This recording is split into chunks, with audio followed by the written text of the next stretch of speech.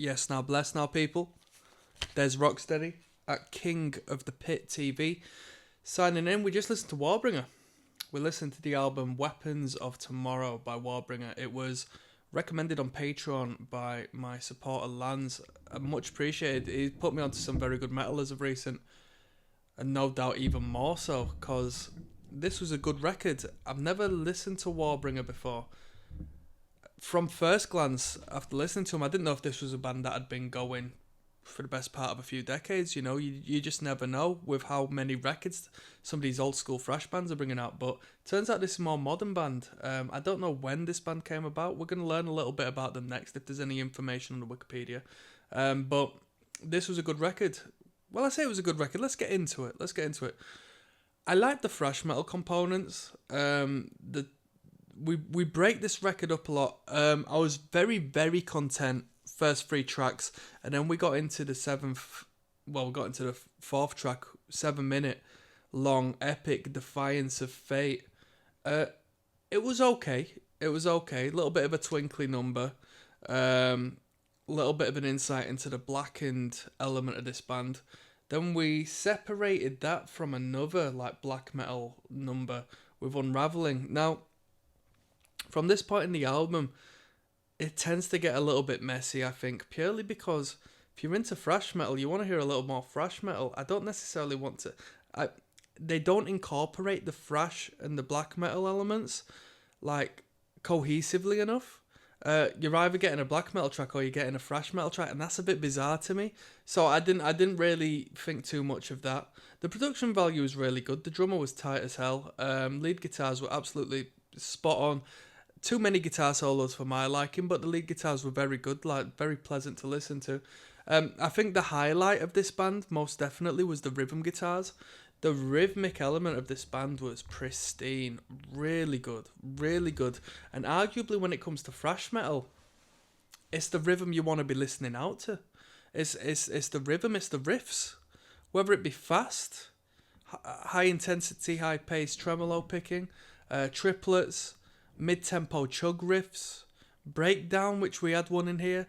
It's down to the rhythm guitars, and this band is really good at rhythm, purely as they didn't go out of their way to flaunt their technical capability with the riffage. It was more so based on just hanging around a couple of particular ideas, a couple of power chords, maybe a little twinkle here and there, a little embellishment, little ornament on that riff. But it's just all about the tightness of that picking, and the picking was tight as hell. Very modern sounding guitar tone, most definitely. Bassist had a presence. Bassist was noodling about, especially on the more alternate tracks. Correct me if I'm wrong, but I think the best track was Power Unsurpassed, which had the breakdown. Really good. Yeah, really good. Notre Dame, King of Fools, and Glorious End weren't great. They weren't great. I said during Notre Dame, King of Fools, which is track number 9, I'd just get rid of that one. That was the worst track on the record. I'd get rid of that one. And with that being said, if we sort of just stuck on the thrash, so if we just stuck on the ideas we had in the first few tracks, it'd have a higher record than I'm about to give it. But I think the mixed bag of ideas brings it down a little bit.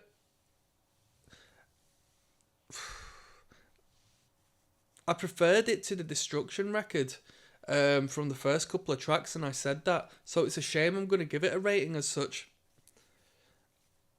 After listening to it as an entirety, if we just looked at the thrash metal components, I'd probably give it a 7.5 out of 10. But I think we're deducting a lot due to, the more songwriting based elements, which although are a fantastic showcase of songwriting capability, just sort of, I think the sequencing of the album's a bit crap, in all honesty.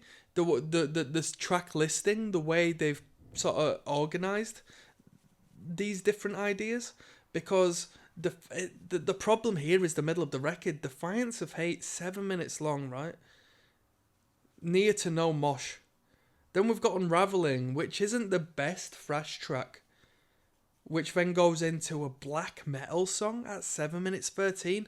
That just completely takes you out of it. It's just, for somebody who wanted thrash metal and enjoyed their thrash metal, it was just, it's hard to come back from that. And because of that, I'm going to give it a 5. I love the sound of it. I loved the guitar riffs and the rhythms.